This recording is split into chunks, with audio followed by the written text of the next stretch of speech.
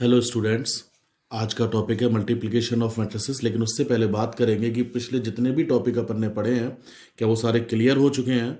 सारे अगर समझ में आ चुके हैं तो आज ग्रुप पर अपने एम डैश यस लिखेंगे और समझ में नहीं आया तो एम डैश नो लिखेंगे और जो भी डाउट्स है वो आप पूछेंगे, क्वेश्चंस उसका सॉल्यूशन आपको मिलेगा। क्लियर? तो बात करते हैं मल्टीप्लिकेशन ऑफ मैट्रिसेस की। तो दो मैट्रिक्स का मल्टीप्लिकेशन यानी product of two matrices. The product of two matrices A and V is defined if number of column of A is equals to number of row of V. कोई matrix A है, A is equals to a matrix of order m cross n and V is equals to a matrix of order n cross n. Observe that number of column of A and number of row of V and, तो ये दोनों digit same है तो ए और B का multiplication जो होगा वो डिफाइन होगा। कैसे चेक कर लेंगे? ए बी को टेस्ट करते हैं पहले। तो ए बी का ऑर्डर लिखा, ए का ऑर्डर लिखा, बी का ऑर्डर लिखा। बीच वाले दोनों डिजिट ये किसको शो कर रहा है? Number of column of A और ये number of row of V. अगर ये दोनों डिजिट सेम है तब तो ए बी इज डिफाइंड। और अगर बी ए को चेक करें क्या बी का ए से मल्टीप्लिकेशन होगा या नहीं होगा, तो ये बी का ऑर्डर और ये ए का ऑर्डर, तो हमने देखा ये दोनों डिजिट सेम नहीं है तो V A is not defined. Okay, बात आती है कि अगर ए का बी से मल्टीप्लिकेशन पॉसिबल है तो एक नया मैट्रिक्स मिलना है। वो नया मैट्रिक्स क्या होगा? A B a matrix which obtained by sum of product of elements of row of, या अगर ऐसा बोल सकते हैं corresponding elements of row of A by corresponding elements of column of V. यानी अगर दो मैट्रिक्स का मल्टीप्लाई करते हैं तो ए और बी दो मैट्रिक्स है तो ए के रो का मल्टीप्लिकेशन बी के कॉलम से होना है। कैसे होना है एग्जाम्पल में देखेंगे। और जो नया मैट्रिक्स आएगा जो कि ए वी होगा तो उस ए वी का order of A V is equal to M cross L. यानी ए बी में रो उतने होंगे जितने ए में हैं और कॉलम उतने होंगे जितने बी में हैं। क्लियर? और मल्टीप्लिकेशन किसका होगा? रो का कॉलम से। कैसे होता है एग्जांपल देखते हैं। A is equal to this of order 3x3 and v is equal to this of order 3x2। तो यहां पर भी देखना है number of row 3, number of column 3, तो दोनों इक्वल है तो ए बी डिफाइन होगा। ए बी होगा क्या? A V is equal to A into B. अब ए का फर्स्ट रो और वी का फर्स्ट कॉलम, फर्स्ट रो का फर्स्ट एलिमेंट और कॉलम का फर्स्ट एलिमेंट, इसका मल्टीप्लाई होगा तो A1 into M1 plus second into second, यानी B1 into M2 third element का कॉलम के थर्ड एलिमेंट से plus C1 into M3। Clear? Same अब फर्स्ट रो का किससे करेंगे? सेकेंड कॉलम के साथ। तो फर्स्ट रो का फर्स्ट एलिमेंट, सेकेंड रो का first element A1 into N1 plus B1 into N2 plus C1 into N3। A1 into N1 plus B1 into N2 plus C1 into N3। Okay, जब first row का दोनों column से multiply हो चुका उसके बाद second column पर आएंगे। सेकेंड कॉलम में A2 B2 C2 ये तीन एलिमेंट्स हैं तो यहां फर्स्ट कॉलम लेंगे पहले। तो first A2 into M1 plus B2 into M2 plus C2 into M3। Okay, अब सेकेंड रो का सेकेंड कॉलम से करेंगे फिर। तो A2 into N1 plus V2 into N2 plus C2 into N3। Okay, अब थर्ड रो पर आएंगे। Third row का फर्स्ट कॉलम के साथ फिर थर्ड रो का सेकेंड कॉलम के साथ। तो A3 into M1 plus V3 into M2 plus C3 into M3। Okay, A3 into N1 V3 into N2 plus C3 into N3। Order मालूम होना चाहिए था अपन को। क्या ऑर्डर होगा? ए वी का उतने रो होंगे जितने ए में है तो 3 और कॉलम उतने होंगे जितने बी में है तो 2। तो ऑर्डर क्या हो गया इसका? 3x2। ओके, एक एग्जाम्पल और देखते हैं। A matrix A is equal to this of order 3x3 and V is equal to this of order 3x3। Okay, दोनों स्क्वायर मैट्रिक्स हैं, सेम ऑर्डर के हैं।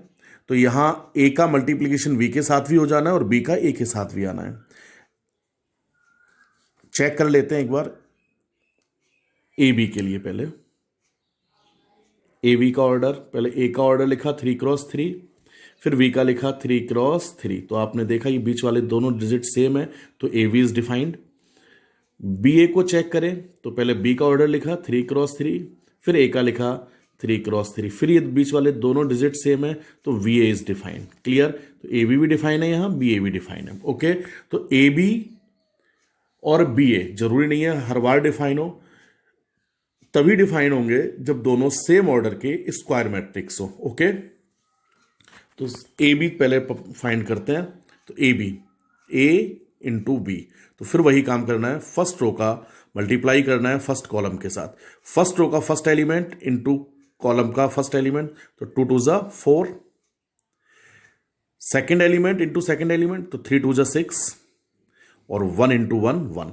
ओके, उसके बाद फर्स्ट रो का सेकेंड कॉलम के साथ करेंगे, फिर फर्स्ट रो का थर्ड कॉलम के साथ करेंगे। तो फर्स्ट रो का फर्स्ट एलिमेंट, तो 2 into -1 -2, 3 into 0 0, 1 into 2 2। Okay, third column के साथ करेंगे, तो 2 इंटू 0 0, 3 इंटू 3 9, और 1 इंटू 0 0। ओके, उसी तरह से अब सेकेंड रो का तीनों कॉलम के साथ किया, फर्स्ट कॉलम के साथ, सेकेंड कॉलम के साथ और थर्ड कॉलम के साथ। ओके, फिर थर्ड रो का फर्स्ट कॉलम के साथ, सेकेंड कॉलम के साथ और थर्ड कॉलम के साथ सॉल्व करके ये मैट्रिक्स आ गया, जिसका ऑर्डर क्या होना चाहिए था, 3x3। ओके, तो 3x3 ऑर्डर का ए भी मिल चुका। फिर बी ए पता करते हैं। बी ए फाइंड करेंगे तो पहले v इंटू ए, सेम उसी तरह से फर्स्ट रो का फर्स्ट कॉलम के साथ मल्टीप्लाई किया, फर्स्ट रो का सेकेंड कॉलम के साथ, फर्स्ट रो का थर्ड कॉलम के साथ। क्लियर? ऐसे सेकेंड रो का फर्स्ट सेकेंड थर्ड तीनों कॉलम्स के साथ करेंगे, ये एंट्री आ जाएगी। थर्ड रो का फर्स्ट कॉलम के साथ, सेकेंड कॉलम के साथ और थर्ड कॉलम के साथ, तो ये थर्ड रो मिल गया और ये बी ए मैट्रिक्स मिला अपन को। अगर ऑब्जर्व करें हम तो फर्स्ट और सेकेंड से, तो ए बी एंड ये बी ए दोनों मैट्रिक्स इक्वल नहीं है ना। क्लियर? तो आप बोल सकते हैं कि from first and second A V is not equal to B A not commutative, यानी A into V is not equal to V into A. Okay, note करेंगे कुछ पॉइंट्स ये। A V and V A are defined if A and V are square matrix of same order. तो अभी बात की थी अपन ने कि ए का बी से, बी का ए से मल्टीप्लीकेशन तभी होगा जब दोनों सेम ऑर्डर के स्क्वायर मैट्रिक्स होंगे। Clear? Next point, it is not necessary that A V is equal to V A. Clear? A V और वी ए जरूरी नहीं है कि दोनों कैसे हो, इक्वल हो। Next point, if A and V are diagonal matrix, दोनों इक्वल कब होंगे, जब ए और वी कैसे हो, डायगोनल मैट्रिक्स हो, और वो भी कैसे, सेम ऑर्डर के। If A and V are diagonal matrix of same order, then A V is equal to V A. For example, A is a diagonal matrix of order 2x2, V is a diagonal matrix of order 2x2. Clear? AB ये आया, clear, and BA is equals to this. तो we observe that from first and second AB is equals to BA. Okay, तो AB is equals to BA केवल कब होगा, जब दोनों matrixes diagonal matrix होंगे लेकिन सेम ऑर्डर के होने चाहिए। क्लियर? एग्जाम्पल देखते हैं बेटा। Find AB if A is equal to this and V is equal to this. AB रो का कॉलम से मल्टीप्लाई किया, फर्स्ट रो का फर्स्ट कॉलम के साथ, 0 into 3 0, -1 into 0 0। Clear? Second column के साथ सेम, ऐसे सेकेंड रो का फर्स्ट कॉलम से और सेकेंड रो का सेकेंड कॉलम से, जीरो मैट्रिक्स आया। तो आप ये बोल सकते हैं कि अगर दो मैट्रिक्स का प्रोडक्ट जीरो मैट्रिक्स आ रहा है तो जरूरी नहीं है कि दोनों में से कोई एक जीरो हो।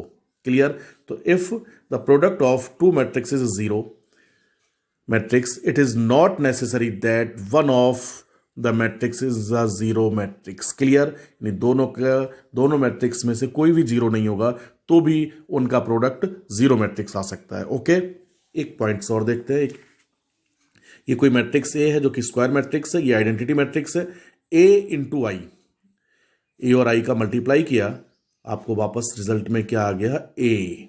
ओके, तो A I is equal to I A is equal to A. तो I is a multiplicative inverse. I क्या कहलाता है, multiplicative inverse of any matrix, any square matrix ये बोल सकते हैं। Clear, for any square matrix of A. Okay, A is equal to this, find A square and A cube. तो A square find करने का मतलब A square is equal to A into ए, ए का ए से multiply, self product.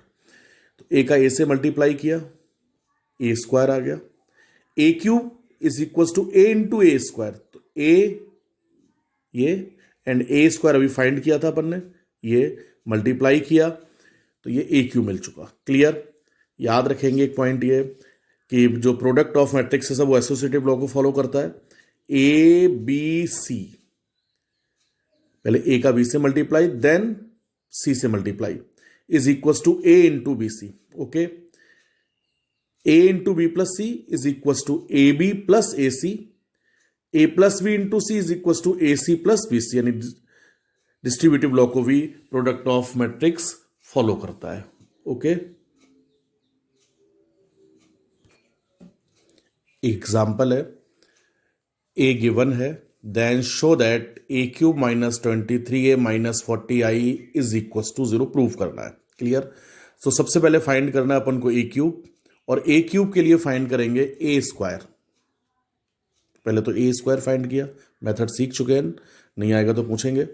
A cube A into A square, A cube पता चल गया।